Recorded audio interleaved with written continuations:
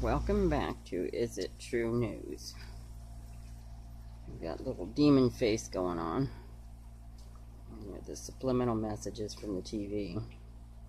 I encourage each and every one of you to try this at home. But what we're going to talk about is the Philippines. And in my previous video, I said don't worry about anybody nuking anybody until Israel steals the gold from the Philippines. Now you see what's going on in the Philippines, right? All of a sudden they're being attacked by ISIS, and they have to declare martial law, and all of a sudden it's a problem. And now Duarte is siding with the Russians, which is the smart thing to do. And if you didn't catch his interview on RT, it's worth watching. And you will find out why the U.S. and Israel wants to get rid of him, because he has a war on the drug cartel and terrorists, and his war is for real. He's not messing around. If you're a bad guy, you're gone. But he explains to the stupid interviewer how America is. I want to tell everybody what to do.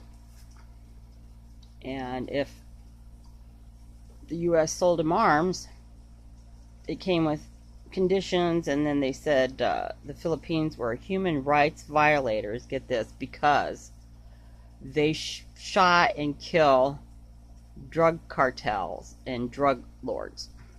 And yet we signed $1 billion of deals with Saudi Arabia, who has some of the worst human rights violators. They treat women like less than dirt, chop their heads off for being raped or showing an ankle, public lashings. I mean, Saudi Arabia, really, it should be wiped off the face of the earth along with Israel. Two of the worst nations on the planet. But if the public had a death con like the U.S. military, and we had death con 1 through 3 for the U.S. population, we are at 2. We are at death con 2, 1 being the worst, 3 being peaceful for the people. So we are a step away from a war.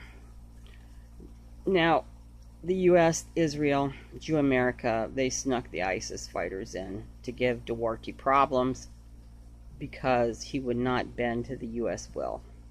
He would not fight China like the Philippines could really fight China. He would not give up the gold. Now you may wonder why Philippines, poor country, when they have all that gold.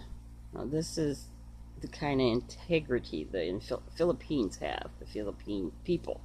It's not their gold, so they don't touch it. They just store it for other nations. But Israel wants that gold. And I told y'all this was going to be a problem. So if you haven't stored up your food and your water yet, you better get a hopping, because it's starting now. Peace out.